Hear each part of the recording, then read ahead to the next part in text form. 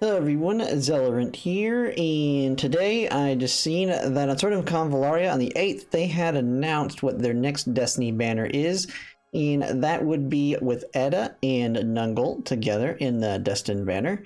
Now, both of these units we've had seen quite early when the game released, Edda being, I believe, the second debut after Gloria, or around there.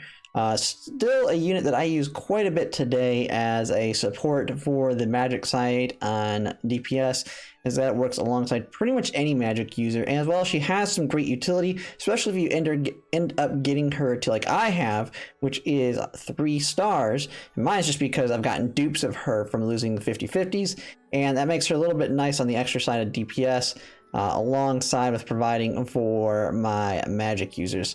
They have Nungal. Nungal's one I did not get, and she originally had come out, I believe, the second Destiny banner that came out with her male equivalent on her side, and that was a very easy skipped banner, not because of any issues with them, but Nungal is actually a very good long range of magic DPS. It actually pairs really well with Edda depending on your placement of them.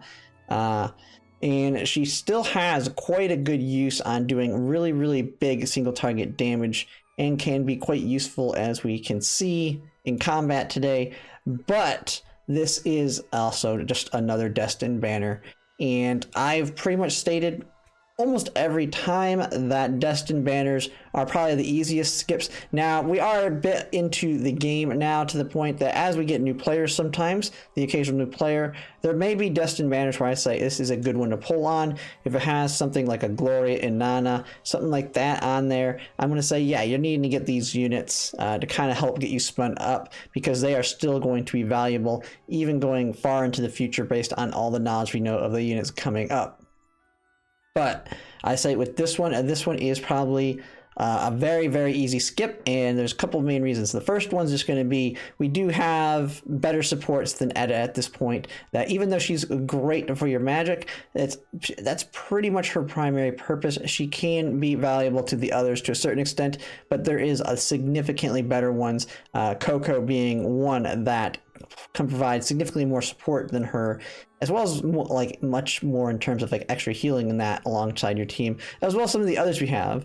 But then the other big thing is the coming up debut banner that'll be coming up the following Friday or next week is going to be Terror, who is going to be the absolute, to me, the biggest must pull in this game, even up to this point on the CN side. And you want to make sure you are capable of getting him. And then I would also put another upcoming support over Edda, which is going to be the alternate Sophia version, which is a support, has a lot of built-in support and a little bit of healing to your teammates, as well as giving a lot of capabilities to having your teammates themselves counterattack, as well as doing multiple attacks to the enemy. So I believe alternate Sophia also, even though she isn't specific to magic damage, can give a more assisting damage to those magic users than Edda can. Now, I don't have the numbers in front of me, but I would definitely put her ahead of Edda in terms of value in pretty much all of your teams. And big time with the ones that are part of the Night Crimsons as they're coming out. Nungal is kind of in that similar boat, same thing as we're seeing with a lot of the other earlier magic users like Beryl, as they're going to slowly start falling off in value as we start getting more into future units. We have the mages that will be coming up. I haven't gone over any of their kits, but I'd put them at the better level in terms of the magic damage. And Nungal will continue to hold her value, but she is just another DPS in that terms of things. Now, it is nice that she is that big range on magic, but it also adds into the point, Terror's coming up next. Biggest reason to skip this is Terror's coming up next, and you can get much better dual banners in this when it comes to must-have characters. And the kinds of banners, when I would say like a Destin banner you may be looking at, if you don't have both of either of the characters, is going to be something with either Gloria and Nana, Coco, and then once Terror's over, Terror will be a good one if you for some reason can't pick them up. So those are the biggest hitters when it comes to these banners. And I'd even put Edda in there in the future. After Terror, I would put Edda in that group of, hey, if she's on a Destin banner, it's going to be okay to pull on it as long as the other one pair with her is good as well, like someone like Inanna or Gloria if you don't have either of them. But at this point, I'm going to say this one's an easy skip just because of Terror coming up next. I would say this one's an easy skip pretty much no matter who the units are, unless you have more than enough pulls on a guarantee. And that's kind of the last thing on determining if you can pull, is how many pulls do you have. I know a lot of people probably spent on the new Raliwa that came up, because she's an absolute great unit to get, especially since we're getting her signature weapon all the way to 5 stars for free over the course of the next couple months, I believe.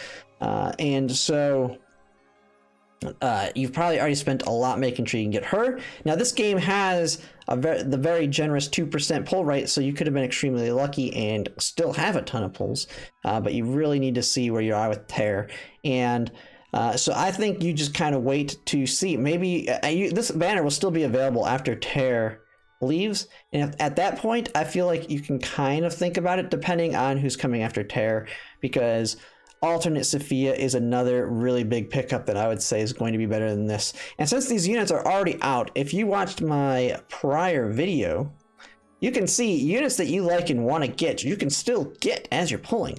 I've always wanted Dantilion, and he's been on banners, and on the Destined banners he was never a debut unit because he was part of like the standard pool that came out.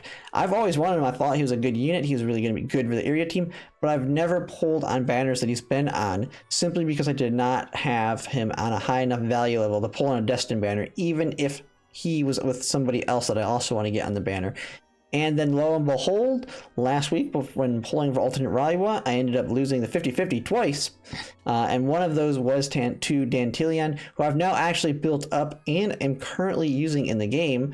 Luckily, he's actually really good in the current event, where he actually adds a bonus to the currency you get, which is really good. Lucky that I got him in that capacity.